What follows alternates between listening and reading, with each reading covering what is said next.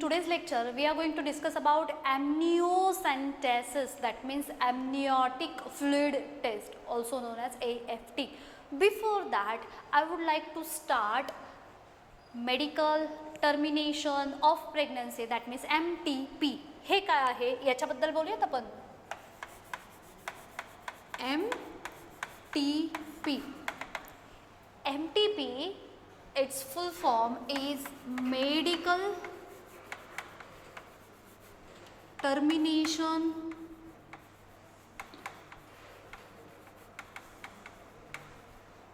of pregnancy.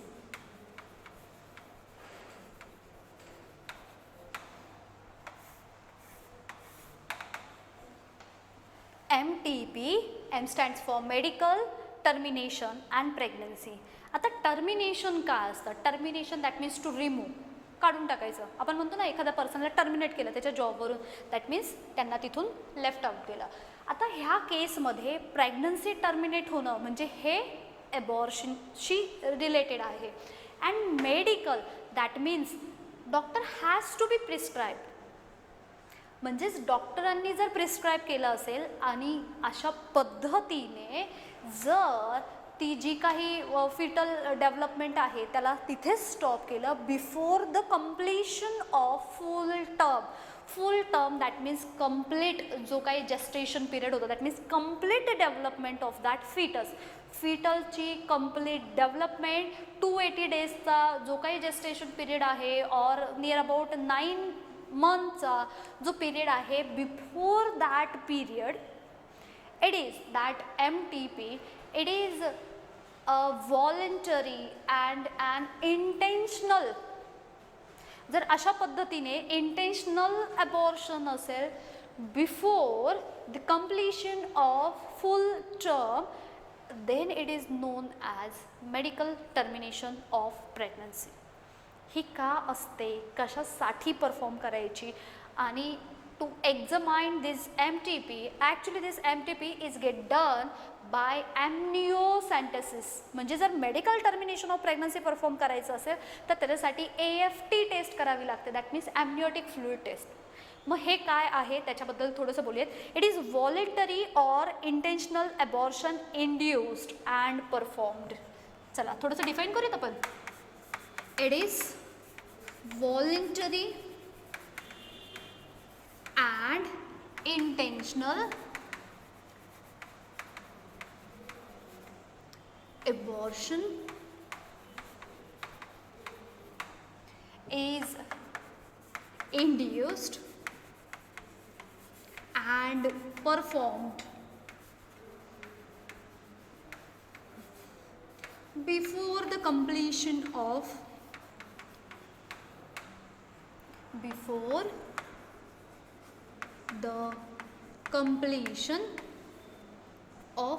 full term. It is known as medical termination of pregnancy.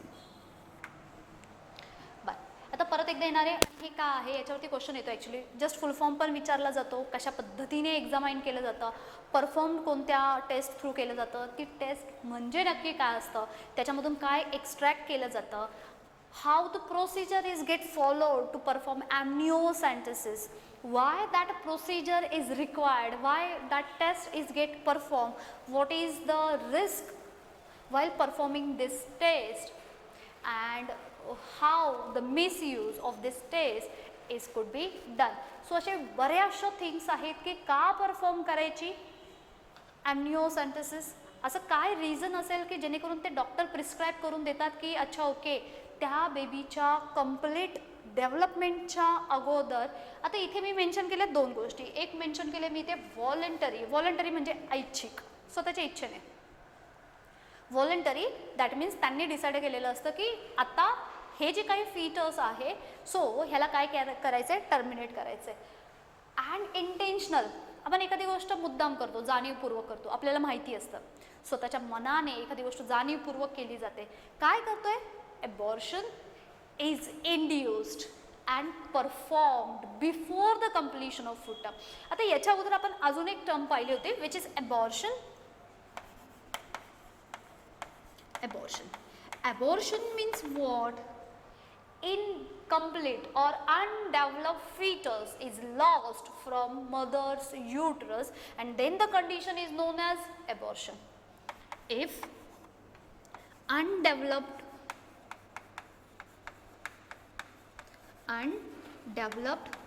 fetus is lost from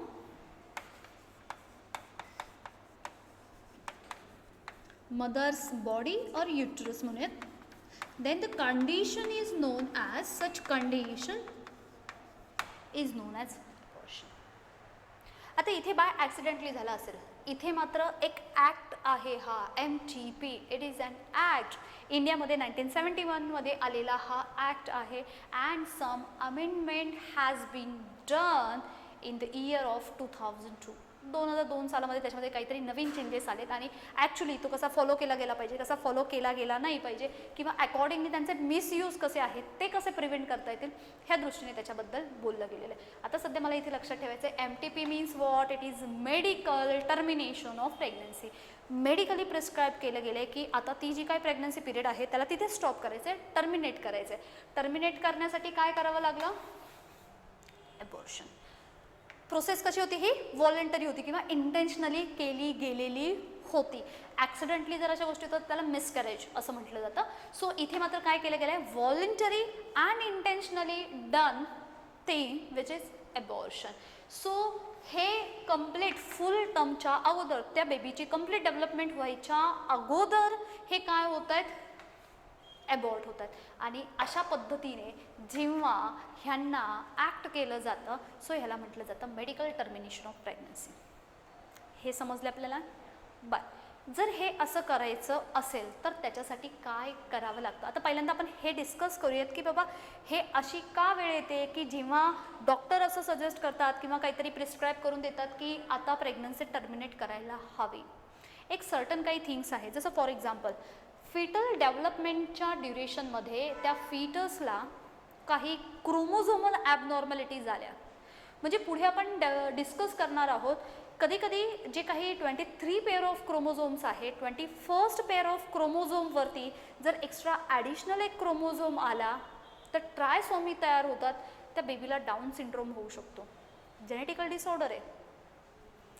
In case of 23rd pair of chromosome, which is sex chromosome, along with the XX or XY, if one more X is get added, then it is known as Klinefelter syndrome. Again syndrome आला. In case of जिथे sex chromosome pair फॉर्ममध्ये पाहिजे होतं तिथे फक्त single X आहे, म्हणजे XO टाईपचा क्रोमोझोम आला तर तिथे मात्र फर्दर परत आपल्याला टर्नर सिंड्रोम दिसतो. Turner syndrome, Klinefelter syndrome, Down syndrome, and these syndromes that means they are showing some chromosomal abnormalities. आणि ह्या ॲबनॉर्मॅलिटीज जर असतील तर अशा केसमध्ये मात्र doctor medical termination of pregnancy करायला सांगतात. एक तर सांगितलं आपण क्रोमोझोमल ॲबनॉर्मॅलिटीज. सेकंड केस ते म्हणजे जे काही आपण असं म्हणूयात की मेटाबॉलिक ॲक्टिव्हिटीज प्रॉपरली परफॉर्म होत आहेत की नाहीत हे चेक करण्यासाठी सुद्धा MTP केले जातात. बेबीला काही सिरियस इश्यू तर नाही आहेत, अदर काही डिसऑर्डर तर नाही आहेत, अनलेस अंटील बेबी आणि मदर ह्यांना जर फेटल किंवा सिव्हिअर असे जर काही प्रॉब्लेम्स नसतील तोपर्यंत हे प्रिस्क्राईब करून दिलं जात नाही. इफ येस दॅट मीन्स जर सपोज अशा काही कंडिशन असेल की ज्याच्यामध्ये त्या बेबीच्या जो काही लाईफ आहे त्याला जर थ्रेटनिंग असेल, काही मदरला काही इन फ्युचर येणारे प्रॉब्लेम्स असतील, त्यांची डेथ वगैरे होऊ शकते किंवा काही केसमध्ये त्या बेबींमध्ये असे काहीतरी जेनेटिक असे काही डिसऑर्डर जर दिसून येणार असेल तर अशा केसमध्ये मात्र MTP करायला सांगतात, म्हणजेच मेडिकली टर्मिनेशन होऊन जातं प्रेग्नन्सीचा. अजून एक मिसयूज त्याचा वाढला होतो तो म्हणजे for the determination of sex, to know whether that baby is baby girl or baby boy, that means the determination of sex again that MTP is get performed, but actually it is illegal. Ka?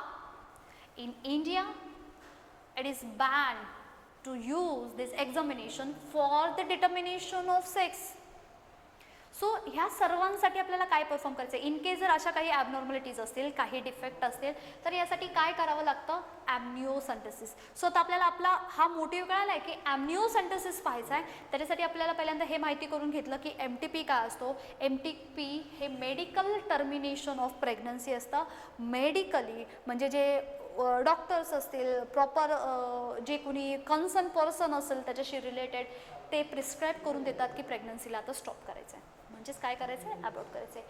का अशी condition येते, त्याच्यामध्ये voluntary आणि इंटेन्शनल abortion perform केलं जातं त्या बेबीच्या complete डेव्हलपमेंटच्या अगोदर. आता अगेन हा MTP जो ॲक्ट आहे पुढे आपण बोलणारच आहोत.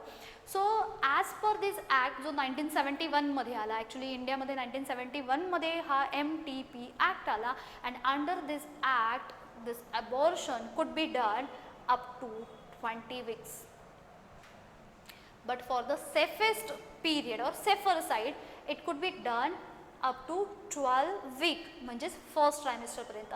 इथपर्यंत हा जास्त सेफ असतो. जर 20 वीक्सपर्यंत जर गेले तर मात्र इन सेकंड ट्रायमेस्टर ती फिटल जी काय आहेत किंवा तो जो काही बेबी आहे ते मात्र रिस्की होऊ शकतात. सो अशा केसमध्ये मात्र थोडंसं रिस्की साईडला जातं.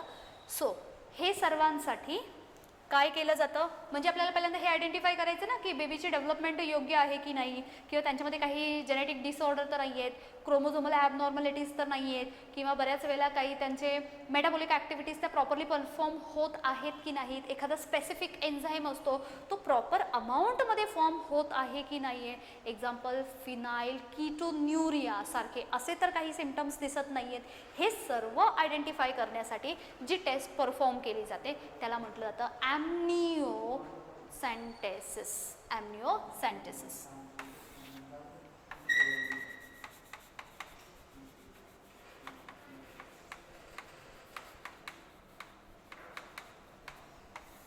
It is also known as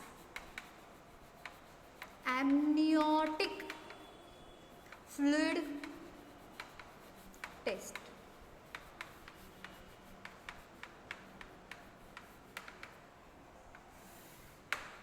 Amniotic fluid test. It is a prenatal medical diagnostic technique. It is prenatal medical diagnostic technique.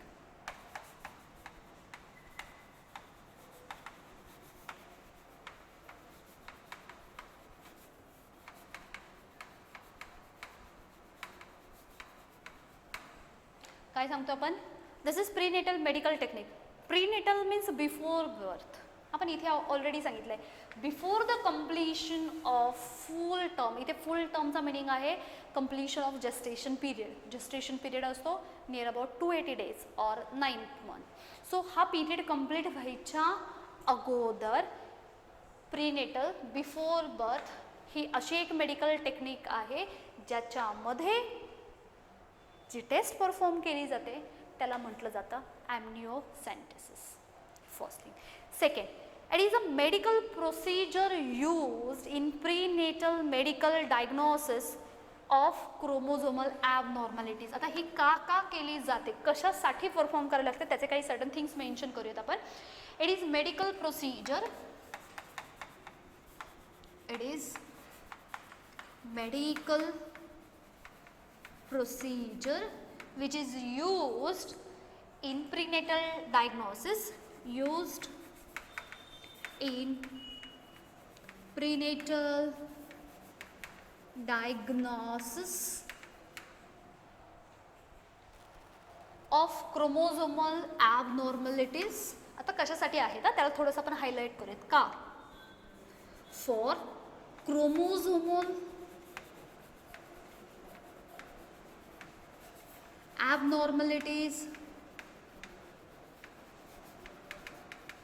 First thing काय सांगतो आपण, क्रोमोझोमल ॲबनॉर्मॅलिटीज तर नाही आहेत ना, first. Second one is some kind of fetal infections. fetal infections.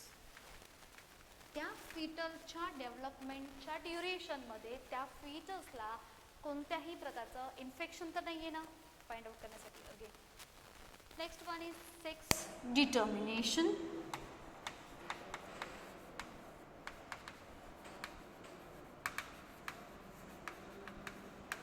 Sex determination actually हे illegal आहे. Actually हे केलं नाही पाहिजे. बऱ्याच वेळेला ह्या पद्धतीने त्या बेबीचा जो काही जेंडर असेल तो आयडेंटिफाय केला जातो. कसा तो आपण थोडंसं पुढे पाहणार आहोत. पण ॲक्च्युली इट इज बॅन और as per me it should not be done. अशा पद्धतीने केलं गेलं नाही पाहिजे. आता हा कशावरती बेस्ड आहे? This amniocentesis is totally based on the chromosomal pattern. कशावरती बेस्ड आहे? It is based on chromosomal pattern. Chromosomal pattern in the cells which are found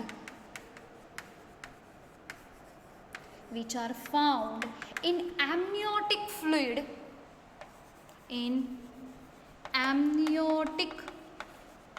fluid, which surrounds the embryo,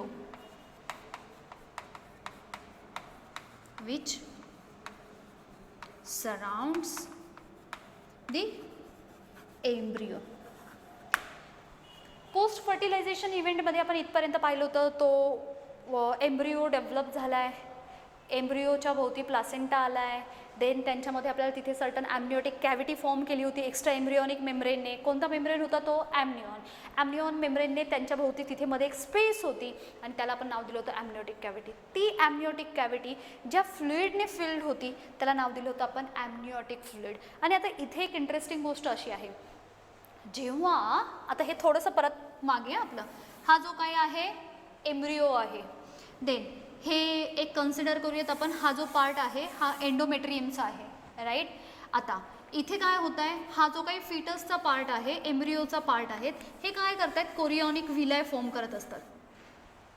आणि हे कोरिओनिक व्हिलाय फॉर्म करून त्या penetrate होतात, एंडोमेट्रियमच्या वॉलच्या आतपर्यंत जातात, maternal ब्लडपर्यंत जाऊन पोचतात. आणि हे असं होत असताना ह्यांच्यापैकी काही सेल्स ह्या ती जी काही ॲम्निऑन, इथे जो काही ॲम्निऑन आपण असं पाहिला होता ना यांना कम्प्लिटली फॉर्ममध्ये, सो त्या ॲम्निऑनच्या मध्ये जी कॅव्हिटी होती म्हणजे त्या ॲम्निओटिक फ्लुइडमध्ये काही सेल्स तिथे प्रेझेंट असतात. So some cells of that fetus, it is actually present in that amniotic fluid, and that amniotic fluid is actually surrounds the embryo. एम्ब्रिओच्या अवतीभोवती असणारं जे फ्लुइड, जे ॲम्निओटिक फ्लुइड आहे. नाव का पडलं त्याला ॲम्निओटिक फ्लुइड? कारण त्या कॅव्हिटीचं नाव ॲम्निओटिक कॅव्हिटी होतं. कॅव्हिटीला नाव ॲम्निऑन का पडलं? कारण ॲम्निऑन मेम्ब्रेनने ती मध्ये कॅव्हिटी तयार केली होती आणि त्या ॲम्निओटिक फ्लुइडच्या आतमध्ये प्रेझेंट असणाऱ्या सेल्सचा स्टडी केल्यानंतर त्या सेल्समध्ये क्रोमोझोमचा पॅटर्न कसा दिसतो त्याच्यानुसार ह्या वेगवेगळ्या पर्पजसाठी ही टेस्ट परफॉर्म केली जाते. आता तुम्ही म्हणाल की ते ॲम्निओटिक फ्लुइडमधून ते सेल्स काढायच्या आणि त्या एका सेलवरून कसं दिसणार? मला सांगा, आपल्या बॉडीमधली कोणतीही एक सिंगल सेल असेल तर आपण लास्ट इयरमध्ये सेल स्ट्रक्चर अँड ऑर्गनायझेशन हा कंप्लीट चॅप्टर पाहिला. त्याच्यामध्ये each and every type of cells पाहिले, देन त्यांचं स्ट्रक्चरल ऑर्गनायझेशन पाहिलं, युकॅरियोटिक प्रोकॅरियोटिक पाहिले, त्या युकॅरियोटिकमध्ये वेगवेगळे सेल ऑर्गनल्स पाहिले. सेल ऑर्गनल्समध्ये आपण सांगितलं की महत्त्वाचा ऑर्गन त्यांचा न्यूक्लियस होता. न्यूक्लियसच्या आतमध्ये आपल्याला सर्व जेनेटिक मेकअप मिळतं. सो ते जे काही जेनेटिक मेकअप आहे ते मिळालं ना आपल्याला त्या सेलपासून, करेक्ट ना? सो अशा पद्धतीने ॲम्निओसेंटेसिस परफॉर्म केली जाते किंवा ॲम्निओटिक फ्लुइड टेस्ट. ह्याच्यासाठी आपल्याला काय लागले? सेल्स लागल्या. सेल्स कुठल्या घेतल्या? ॲम्निओटिक फ्लुइडमधल्या. आणि त्या सेल्स कुणाच्या होत्या? त्या फिटल, जो काही फिटस आहे त्यांच्या काही सर्टन सेल्स त्या ॲम्निओटिक फ्लुइडमध्ये प्रेझेंट असतात. प्रोसिजर काय आहे त्याच्याबद्दल आपण बोलणार आहोत. नाव ॲम्निओटिक फ्लुइड कंटेन्स द सेल्स, त्याच्याबद्दलच बोलूयात आपण. ॲम्निओटिक fluid contains the cells from the skin of the fetus, from the skin of the fetus or from some other sources, some other sources, hence they are termed as fetal cells. म्हणजे ज्या सेलचा study करून त्यांचा chromosomal pattern study करायचा आहे त्या cells कोणत्या आहेत? This cells are fetal cells. Important cells आहेत त्या फीटल सेल्स. कुठे प्रेझेंट होत्या? ॲमनिओटिक फ्लुइडमध्ये. आणि म्हणून तर जी टेस्ट केली जाते त्या टेस्टचं नाव काय? ॲमनिओटिक फ्लुइड टेस्ट, किंवा काय म्हणणार तिला आपण? Amniocentesis. Okay, now fetal cells they can be used. आता ह्या fetal सेल्सचा उपयोग कुठे करूयात? कशासाठी करूयात? हे तेच आहे ना परत त्यांचे जे पर्पज असेल ते कोणत्या स्पेसिफिक फंक्शनसाठी त्यांचा वापर केला जातो ते पाहूया. आणि असं जर करायचं असेल, असं जर करून आपल्याला जर ह्या कंडिशन कळाल्या की जर सपोज अशा इन केसमध्ये म्हणजे बेसिकली ह्या काहीतरी फिटलला इन्फेक्शन आहे किंवा अगदी डेडली काहीतरी डिझीज असतील, जेनेटिक डिसऑर्डर असेल, अशा केसमध्ये MTP परफॉर्म केले जातं. दोघांचं कनेक्शन समजून घ्यायचं आहे.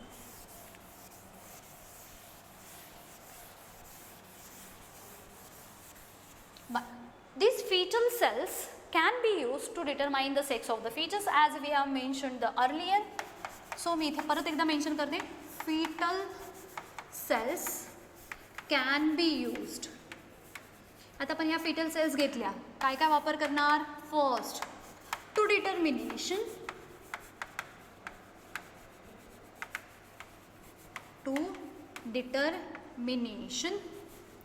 of sex. मग whether baby girl is there or baby boy is there, to know the actual gender or the sex of that baby, again this test is get performed but it is illegal.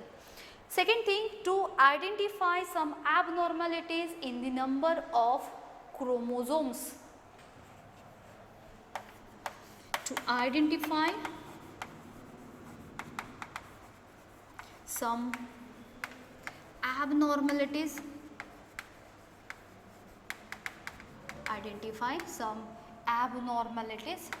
in the number of chromosomes, in the number of chromosomes. आता हे exactly find out करण्यासाठी एक specific technique येते, त्याचं नाव असं कॅरिओटायपिंग. आणि ह्या कॅरिओटायपिंगच्या मदतीने जेवढे काही ह्युमन बॉडीमध्ये 23 पेअर ऑफ क्रोमोझोम्स आहेत, म्हणजे 46 क्रोमोझोम, हे सर्व स्पेसिफिकली अरेंज्ड फॉर्ममध्ये दिसतात. म्हणजे अगदी कोणत्या क्रमांकावरच्या क्रोमोझोममध्ये काहीतरी इश्यू आहे, काहीतरी डिफेक्ट आहे हे आयडेंटिफाय करता येतं.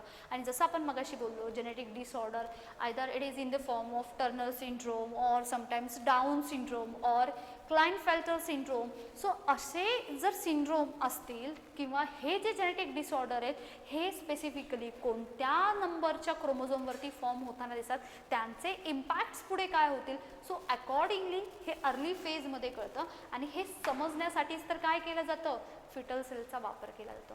सो ह्या फिटल सेल्सचा वापर करणं कुठून करणार? ॲमनिओटिक फ्लुइडपासून. आणि म्हणून ह्या टेस्टला परत एकदा आपण कन्सिडर करतोय, नाव दिलंय amniotic fluid test. And last one, to detect the certain biochemical enzymatic abnormalities. To detect some biochemical enzymatic abnormalities or activities.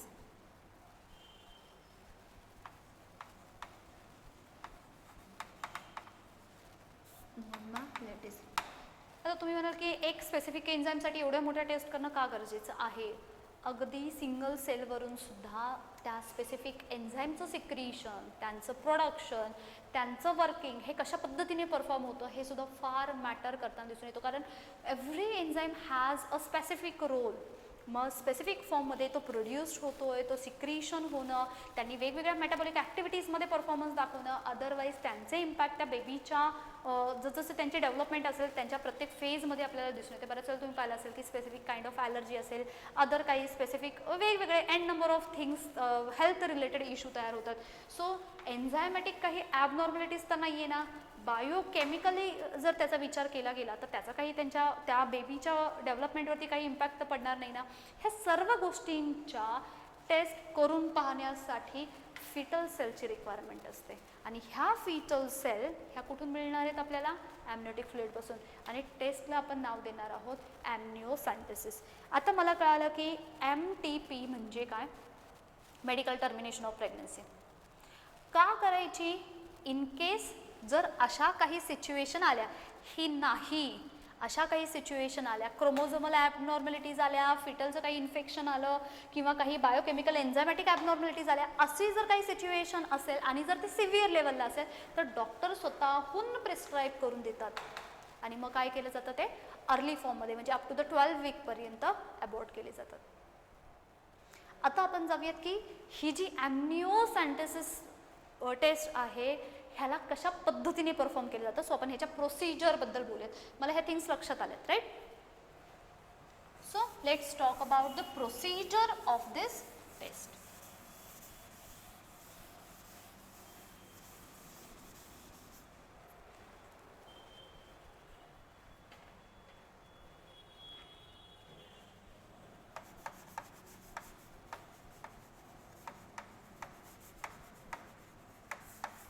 Now, under the ultrasound screening, that means sonography, we can exactly see the position of fetus and accordingly we can take out the amniotic fluid. काय म्हणतोय आपण, जेव्हा केव्हा sonography केली जाते, ultrasound screening म्हटलं जातं. So त्याच्यावरून एक्झॅक्ट लोकेशन त्या बेबीचं किंवा त्या फिटसचं exact location is get seen on the screen and with the help of a very thin needle is get injected and certain amount of amniotic fluid is get taken out. Procedure ला पाहूयात. First by ultrasound screening. First काय observe करतात, exact position of fetus. Again it matters a lot. Observes the position of fetus. केलं, observation झालं. Now with the help of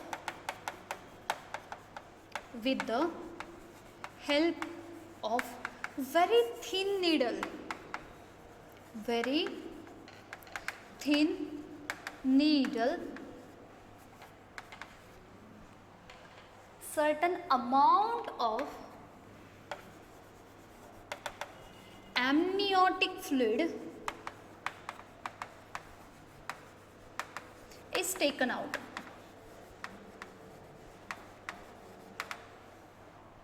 काय केले त्यांनी, पहिल्यांदा अल्ट्रासाऊंड केलं, फिटसची पोझिशन पाहिली, थिन निडलच्या सहाय्याने इंजेक्ट केलं जातं एंडोमेट्रियमच्या वॉल थ्रू प्लासेंटाला ते पेनिट्रेट करून तिथून ॲक्च्युली ॲमनिओटिक फ्लुइड हे काढलं जातं. That amniotic fluid should be near about 15 ml. So it is near about 15 ml. If the requirement of that amniotic fluid is less than 15 ml, so it get taken out as that less amount, otherwise it should not be more than 15 ml. Again त्यांचे risk आहे. बरं, आता आपण काय केलं, amniotic fluid काढलं. From that amniotic fluid here will get fetal cells. काय मिळाले आपल्याला तिथे, fetal cells. आता ह्या फिटल सेल्सला काय केलं जातं, this fetal cells further get cultured.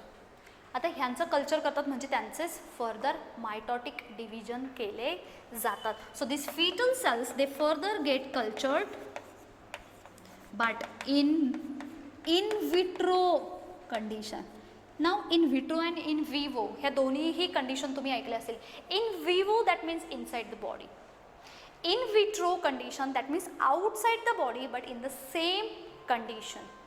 बरं, सेम जे काही एन्व्हायरमेंट असेल, जसं आपल्या बॉडीच्या आतमध्ये ज्या टाईपचं एन्व्हायरमेंट आहे तसंच एन्व्हायरमेंट क्रिएट केलं जाईल, same condition but outside the body. So in vitro that means outside the body, outside the body but in same condition.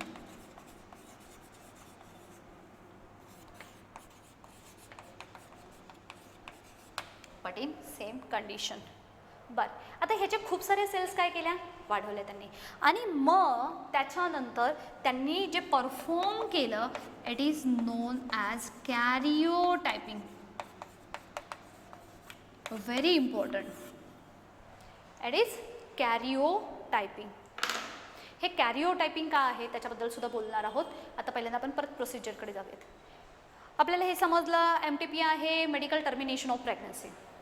काही जर सर्टन सिच्युएशन्स आल्या तर हे असं करावं लागतं. सिच्युएशन्स काय काय असू शकतात इथे मेन्शन केले आहेत. ही आपल्या टेक्स्टबुकमध्ये मेन्शन केली आहे but actually it is illegal. बरं, हे करण्यासाठी आपल्याला फिटल सेल्स पाहिजेत. कुठून मिळवणार, ॲमनियोटिक फ्लुइडपासून. हे मिळवण्याची प्रोसिजर कशी आहे, पहिल्यांदा सोनोग्राफी केली जाते. फिटसची पोझिशन पाहून घेतली म्हणजे कोणत्या डिरेक्शनने इंजेक्ट करून ते फ्लुइड काढता येईल. ॲक्च्युली याच्यासाठी कसं फ्लुइड आपण त्याच्यामधून हे करणार, आयसोलेट करणार with the help of very thin needle. Amount 15 ml. जर कमी रिक्वायर्ड असेल तर ते कमी काढायला हवं कारण त्याचे इम्पॅक्ट आहेत परत पुढे. 15 ml. मग त्या ॲमनियोटिक फ्लुइडमध्ये काय सापडले आपल्याला, फिटल सेल. मग त्या अगदी ज्या सेल्स असतील त्यांना अजून काय करणार, मल्टिपल करणार. मग ते मल्टिपल करणं, त्यांना अजून मल्टिपल त्यांचे डिव्हिजन करून देणं म्हणजे कल्चर करणं. ठीक आहे, टिश्यू कल्चरमध्ये हा वर्ड गेला आहे. किंवा टिश्यू कल्चर, टिश्यू जे असतात त्यांना पुढे फर्दर कल्चर केलं जातं, ऑर्गन डेव्हलप केले जातात आणि देन फर्दर ते इम्प्लांटेशन आणि ते टोटिपोटेन्सिन ते सगळे पार्ट आपण तिथे पाहिले होते. So they are get cultured. हू, fetal cells. So fetal cell is get cultured but in vitro condition. In vitro condition. In vitro condition that means outside the body but by maintaining the same condition as that of which is get maintained inside the body. सर्व तसंच condition आहे, फक्त ते बॉडीच्या बाहेर culture केलं आणि culture केल्यानंतर कॅरिओटायपिंग केलं जातं. आता हे कॅरिओटायपिंग का आहे मी याच्याबद्दल बोलणार आहे. Cell division is arrested. Cell division is arrested at metaphase. Cell डिव्हिजनच्या फेज आठवत आहेत, prophase, metaphase, anaphase, telophase. Now we are talking about mitotic cell division. So त्याच्यापैकी जो मेटाफेज असतो त्या फेजमध्ये सेल डिव्हिजनला अरेस्ट केलं, थांबवलं. ॲट दिस फेज, ह्या फेजला chromosomes are very thick. Chromosomes कसे असतात, थिक फॉर्मॅटमध्ये असतात. मेटाफेज जर आठवत असेल तुम्हाला तर आपण असं सेल पाहिली होती, त्याच्यातमध्ये ते बरोबर मिडलला असे सगळे सेंटरला येऊन असे डार्क फॉर्ममध्ये दिसतात. That means chromosomes they are in very thick format. So these chromosomes they are get stained. Chromosomes are stained. Staining केलं जातं. And from that त्यांचा एक पिक्टोरियल फॉर्म तयार केला जातो. So when that chromosomes are stained, pictures are taken and those pictures are get arranged in a specific manner.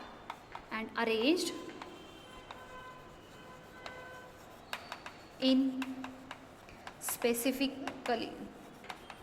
कसे तेही दाखवणार आहे मी पहिल्यांदा ही कॅरिओटायपिंगची प्रोसेस का आहे इथे येऊन थांबले. आपण ॲम्निओसेंटेसिस करताना कॅरिओटायपिंगला येऊन थांबलो. ॲम्निओसेंटेसिसमध्ये करायचे काय की फिटल सेल घ्यायच्या, काढायच्या, बाहेर कल्चर करायचं आणि कॅरिओटायपिंग परफॉर्म करायचं. कॅरिओटायपिंग परफॉर्म करायचं म्हणजे काय करायचं तर त्यांना पुढे डेव्हलप करून सेल डिव्हिजनला थांबवायचं. कोणत्या फेजला, मेटाफेजला. काय गेलं आपण सेल डिव्हिजनला इथे थांबवलं. मेटाफेजलाच का थांबलो, कारण during this phase chromosomes they are very thick as well as they are get arrange at its middle. ठीक असल्यामुळे त्यांना स्टेन करणं सोपं झालं. स्टेनिंग का असतं, प्रॉपर आयडेंटिफिकेशनसाठी स्टेनिंग प्रोसेस केली जाते, पाहिलं आपण. स्टेन केल्यानंतर त्यांचे पिक्चर्स घेतले जातात आणि त्यांची प्रॉपरली अरेंजमेंट केली जाते आणि अशा पद्धतीचं जी काही टेक्निक वापरली जाते त्याला म्हटलं जातं karyotype. Karyotyping is all about of all 46 chromosomes in a pictorial form. In short मला जर कॅरिओटायपिंगबद्दल बोलायचं असेल, so karyotyping typing where is typing karyotyping is all about 46 chromosomes are arranged in pictorial form. आता पुढे जेव्हा आपण ह्याला अजून इलॅबोरेट करूयात तेव्हा त्याच्यावरती तुम्हाला कळेल की हे नक्की पिक्टोरियल फॉर्म कसे आणि का असतात. सुरुवात कळली आहे, MTP समजला आहे, ॲम्निओसेंटेसिस त्याच्यामुळे करावं लागतं, म्हणजेच फ्लुइड टेस्ट. ही म्हणजे काय असते, प्रीनेटल मेडिकल टेक्निक आहे, बेबीचा बर्थ व्हायच्या अगोदरच. ह्या वेगवेगळ्या रिझनसाठी करावं लागतं. ॲम्निओटिक फ्लुइडमधून फिटल सेल्स काढल्या, फिटल सेल्सची ती प्रोसिजर सांगितली आणि आता येऊन पोचलो आपण कॅरिओटाईपकडे. Why this karyotyping as well as amniocentesis is required or much needed?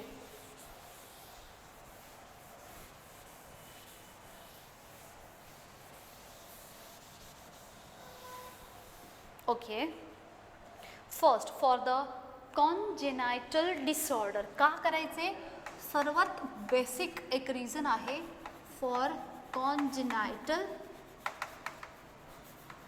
Disorder. नावच काय सांगते आपल्याला, हे क्रोमोझोमल डिफेक्ट्स आहेत. These are chromosomal disorders. हे काय आहेत, क्रोमोझोमल डिसऑर्डर. आता बेसिकली क्रोमोझोम पेअर फॉर्ममध्ये आहेत, म्हणून तर आपण सांगतो ना की 23 पेअर ऑफ क्रोमोझोम्स आहेत. जर 23 पेअर ऑफ क्रोमोझोम्स असेल तर एकूण नंबर ऑफ क्रोमोझोम्स हे 46 असतील. मग 23 पेअर ऑफ क्रोमोझोमपैकी कोणतीही एखादी आपण क्रोमोझोमची पेअर इथे कन्सिडर करूयात. Suppose for example this is 1 chromosome and this is 2nd chromosome. आपण ऑब्झर्व करताना असं लक्षात आलं, on the 21st number of chromosome एकूण किती पेअर ऑफ क्रोमोझोम्स आहेत, 23. त्यापैकी 21st नंबरचा जो पेअर ऑफ, पेअर म्हणजे 2 असले पाहिजेत ना, म्हणजे 21st 21व्या क्रोमोझोमच्या जागी 2 क्रोमोझोम्स असले पाहिजेत आणि ते 2 क्रोमोझोम असेल. Sometimes instead of pair of chromosome it is one more chromosome is get added. मग आता हे काय झाले, trisomy, and then this condition is known as trisomy. Try म्हणजे 3 दिसले आपल्याला, म्हणजे हा सुद्धा काय झाला, एक डिसऑर्डर झाला. Trisomy of 21st chromosome. कोणत्या क्रोमोझोमला दिसला, 21st ला, ऑफ 21st क्रोमोझोम. आता आपल्याला माहिती आहे की फर्स्ट जे 22 पेअर ऑफ क्रोमोझोम्स आहेत they are autosomal chromosomes and last pair of chromosome it is hetero, that means the sex chromosome. So therefore it is known as autosomal disorder.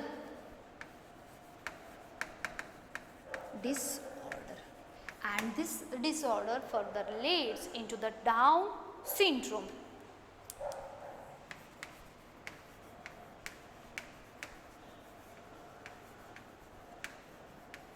आता हे Down syndrome, various type of syndrome, genetic disorder, their symptoms, sign, हे सर्व next लेसनमध्ये जेव्हा आपण genetic basis of inheritance त्याच्या last फेजमध्ये जेव्हा जेनेटिक डिसऑर्डरबद्दल बोलणार तेव्हा आपण पाहणार आहोत. बट स्टील तुम्ही जर आपल्या अवतीभोवती ऑब्झर्व केले असतील असे डाऊन सिंड्रोम असणारे जे कुणी बेबीज असतात, फ्लॅट त्यांचे हे असेल काय कन्सिडर करतो आपण, फ्लॅटन फॉर्ममध्ये पार्ट दिसतात, थोडासा फेस बाहेर आलेला, आईज वेगळे दिसतात, बॉडीचं पॉश्चर ते थोडंसं वेगळं दिसतं, म्हणजे in general they look something different and there is something about their genetic abnormalities. So हा काहीसा पार्ट असतो इन डिटेल तेव्हा आपण पाहणार आहोत. सो हे जी काही फर्स्ट आपल्याला हे आयडेंटिफाय करायचं ना की त्या बेबीला तर असं काही नाही आहे ना, सो याच्यासाठी आपण काय करतोय, हे टेस्ट परफॉर्म करतोय, म्हणजे कॅरिओटायपिंगचा पुढे आपल्याला उपयोग काय होतो त्याच्यासाठी. सेकंड थिंग आपण अशी कन्सिडर करणार आहोत जी आपल्याला माहिती आहे की 23rd पेअर ऑफ क्रोमोझोमवरती एक असतो, सपोज हा लॉंगर आहे आणि एक दुसरा जो आहे तो मी सेम दाखवला आहे, असे असतील दोन्ही पण XX, that means it is a baby girl. जर दुसरा मी शॉर्ट दाखवला, त्यांचे टिपिकल पॅटर्न आहेत हेही आपल्याला स्टडी करायचे आहेत, X and Y, longer is X and shorter is Y. So in that case it is a baby boy. कधी कधी सपोज ह्यांच्यामध्ये 23rd पेअर ऑफ क्रोमोझोमवरती एक अजून ॲडिशनल ॲड झाला, इथे एक ॲड झाला किंवा आपण असं कन्सिडर करूयात इथे एक ॲड झाला, तर अशा केसमध्ये ह्यांच्यामध्ये क्लाइनफेल्टर सिंड्रोम दिसून येतो. It is known as Klinefelter syndrome.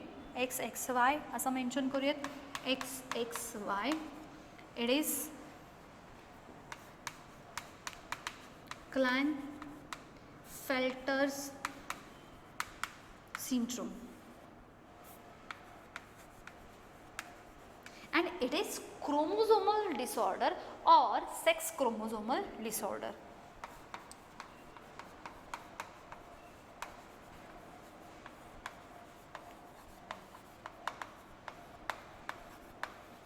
And in this case that person, it is normally tall than an average and they are showing some feminine character. So again हा एका टाईपचा सिंड्रोम दिसून येतो, body fat दिसून येतात, breast increase झालेले दिसून येतात, male and female and then त्यांचे थोडेसे अशा पद्धतीने आपल्याला कॅरेक्टरिस्टिक्स दिसून येतात, डिटेलमध्ये पाहणार आहोत. समटाईम्स हा 23rd आहे, 23rd क्रोमोझोम जो असतो तो पेअर फॉर्ममध्ये दोनच हे असतील तर गर्ल, एक लार्ज एक स्मॉल असतील बॉय, हे आपल्याला माहिती त्यांच्या कॅरेक्टरिस्टिक. एक जर एक्स्ट्रा आले तर हे क्लाइनफेल्टर सिंड्रोम होतं. And sometimes only single X is there, only single, that means it is of XO type. आणि अशा टाईपचे असेल तर त्यांना म्हटलं जातं Turner syndrome. This is known as Turner's syndrome. This is Turner syndrome, only X is there. So first case अशा टाईपचे कॉन्जेनायटल काही डिसऑर्डर तर नाही आहेत ना, हे फाइंड आउट करण्यासाठी कॅरिओटायपिंग करावं लागतं. कॅरिओटायपिंग जे आहे ह्या टेस्टमधून परफॉर्म होताना दिसून येतं. आता सेकंड ह्याचा पर्पज का परफॉर्म करायचं ते जसं आपण मगासपासून बोलत होतो ते ॲक्च्युली जे इलिगल आहे, but again in that case here we are going to consider the purpose behind examination of this taste.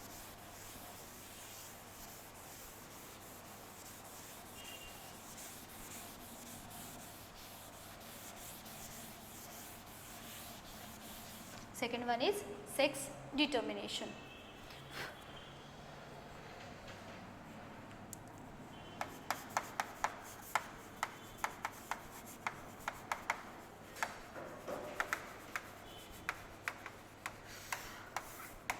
आता आपण जसं याच्या अगोदर मेन्शन केलं होतं, if X and X chromosomes are there, that means at the 23rd number of chromosome there is a pair of X type of chromosome, then it is considered as, or it is actually a baby girl.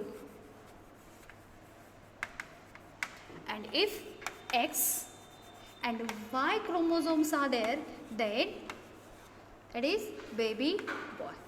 आता कॅरिओटायपिंगकडे लक्ष द्या. कॅरिओटायपिंग कसं असतं आपण सांगितलं. Karyotyping is about all 46 chromosomes in pictorial form. Suppose हा एक picture येते कॅरिओटायपिंगचा. ह्याच्यामध्ये असं दिसायला स्टार्ट होतात पाहते.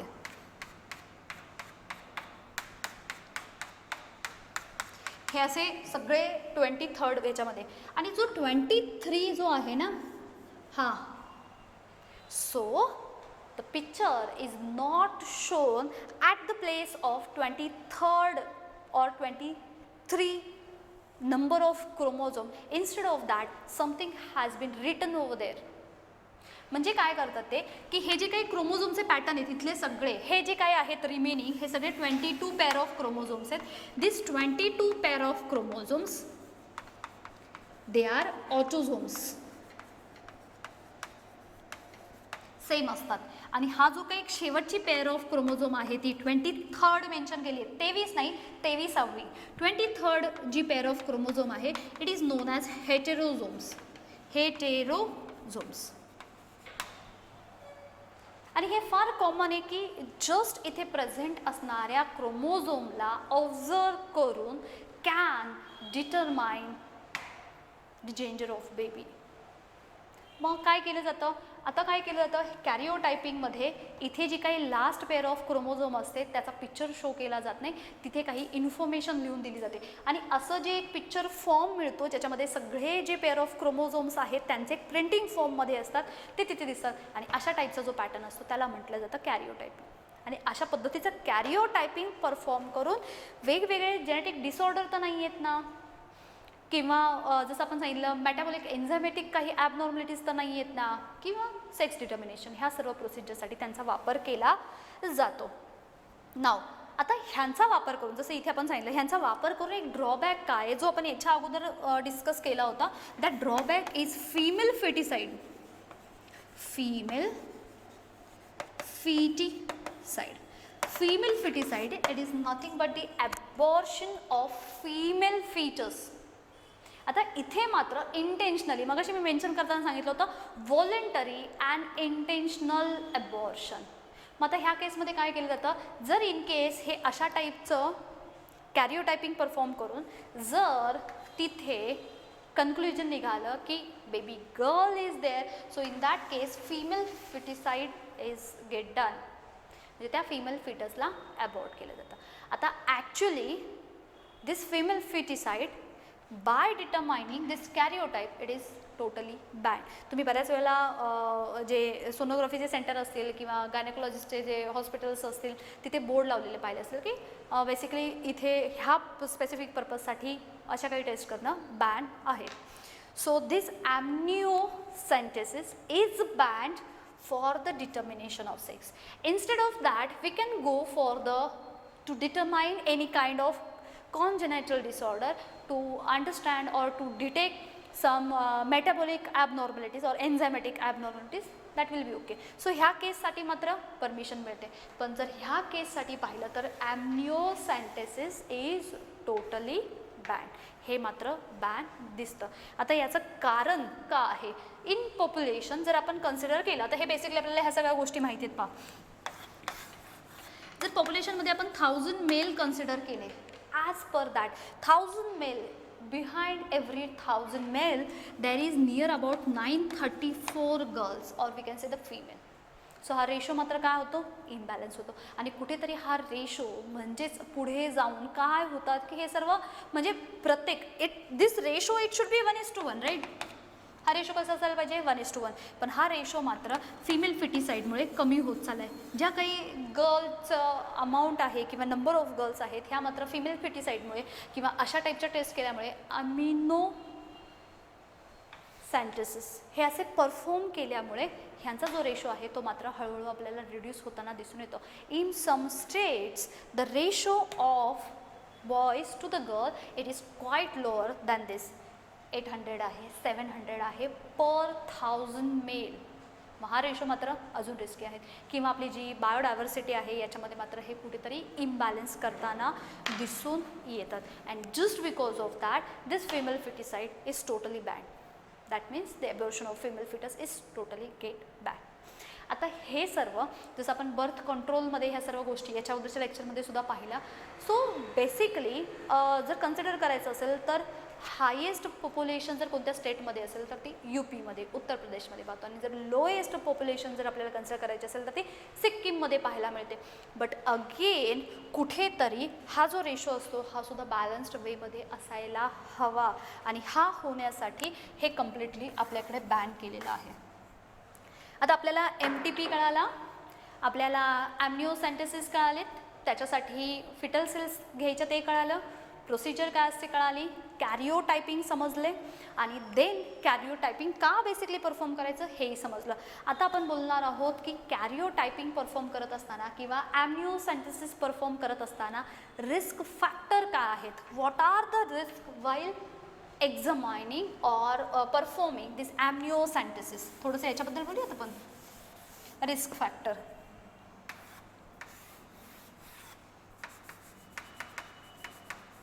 रिस्क काय असते, भरपूर सारे रिस्क आहेत.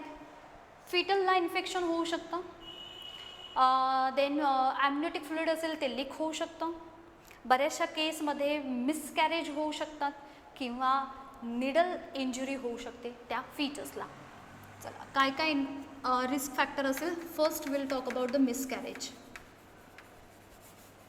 अनइंटेन्शनली तो जो फीटस असेल अबॉर्ट होतील. Second, needle injury to the fetus, आणि म्हणून याच्यासाठी त्या फिटसची पोझिशन थ्रू सोनोग्राफी ऑब्झर्व करणं फार गरजेचं असतं. अदरवाईज त्या नीडल इंजुरी होऊन further fetal infection, any kind of infection could be done, infection. आणि सर्वात importantly leaking of amniotic fluid. काही केसमध्ये ॲम्निओटिक फ्लुइड लॉस सुद्धा होऊ शकतं. That amniotic fluid loss, that means water break अशी एक टर्म वापरली जाते. It occurs only during the parturition when some signal arises from the fetus, then they are get sent towards the mother and then further stimulation is get performed. So त्यावेळेला amniotic fluid जे असतात ते release व्हायला start होतात. Before that amniotic fluid secrete होणं किंवा release होणं, leak होणं हे मात्र त्या फिटलसाठी डेंजरस असू शकतं. सो इन दिस वे ह्या टॉपिकमध्ये रिस्क फॅक्टर पाहिले. आपला एक फॅक्टर राहिला आपला मेटाबॉलिक जे डिसऑर्डर असतात ते. सो तो एक कन्सिडर करूयात. वन झाला, दुसरा हा झाला, एक थर्ड फॅक्टर राहिला. Third one is metabolic. आपण मगाचपासून बोलत होतो मेटाबॉलिक डिसऑर्डर. आता ह्या मेटाबॉलिक डिसऑर्डरमध्ये काय असतं की स्पेसिफिकली बायोकेमिकली स्पेसिफिक असं एन्झाईम प्रॉपर अमाऊंटमध्ये प्रोड्यूस होऊन सिक्रेट होतं आहे की नाही ते चेक केलं जातं. आणि त्यासाठी एक एक्झाम्पल लक्षात ठेवा. Example is phenyl ketonuria. This example is important.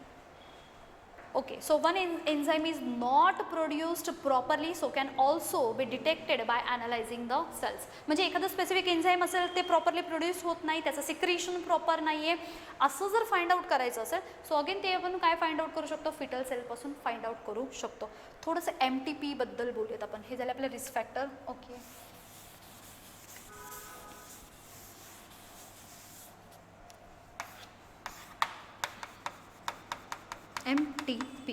MTP, medical termination of pregnancy. It is done only doctor is get prescribed any kind of information. जर डॉक्टरांनी प्रिस्क्राईब केलं तर आणि तरच medical termination of pregnancy perform होताना आपल्याला दिसून येतं. आता कोणत्या केसमध्ये असेल, एकतर फिटल इन्फेक्शन असतील, फिटस बरोबर काही जेनेटिक डिसऑर्डर असतील, फिटल बरोबर काही मेटाबॉलिक डिसऑर्डर्स असतील, फिटल किंवा मदरला सिव्हिअर अशा केसमध्ये काही ॲबनॉर्मॅलिटीज किंवा इन फ्युचर प्रॉस्पेक्टिव्ह काही हार्म असतील. अगदी severe केसमध्येच doctor has to prescribe and then only MTP can be get done. सर्वात इम्पॉर्टंट. नेक्स्ट, आपण असं सांगितलं की MTP किंवा amniocentesis is illegal in case of sex determination. It is legal. MTP is legal only when doctor is get prescribe. जेव्हा doctor सांगतील तेव्हाच याला लीगल मानलं जातं आणि तेव्हासुद्धा कोणते क्रायटेरिया आहेत त्यांना कन्सिडर केलं जातं. नाव जसं आपण सांगितलं MTP it is voluntary and intentionally abortion is get done before the completion of full term. आणि अशी जी काही कंडिशन असते त्याला म्हटलं जातं MTP. Many countries do not have a law about MTPs. Very interesting. आपल्या टेक्स्टबुकमध्येच दिलं आहे. खूप साऱ्या कंट्रीमध्ये MTPsबद्दल लॉ नाही आहेत. just because of they are having some social, some intellectual or we can say ethnic or काय म्हणू शकतो आपण त्याला काय म्हणतात त्यांना थोडेसे त्यांचे रिलिजियस असे काहीतरी इश्यू असतात. And just because of that MTPsबद्दल ॲक्ट तयार झालेले नाही. They are having emotional, ethical, religious and social issue. But in India there is a proper act, that is medical termination of pregnancy act, which comes in 1971. इंडियामध्ये हा act केव्हा लागू झाला? Again MCQ विचारला जातो. In India there is a proper act about MTPs which came in 1971 and the act has been amended in 2002. 2002 मध्ये त्याच्यामध्ये several काही चेंजेस करण्यात आले आणि अकॉर्डिंगली त्याला फॉलो करण्यात आलं. So under this act this termination of pregnancy could be done up to the 20 weeks. आता ह्या ॲक्टनुसार त्यांनी सांगितलं की जर अशा टाईपच्या काही कंडिशन्स असतील आणि सिव्हिअर फॉर्ममध्ये असेल किंवा अगदी डिसऑर्डर असे जर सिंड्रोम असतील, so under this act this termination of pregnancy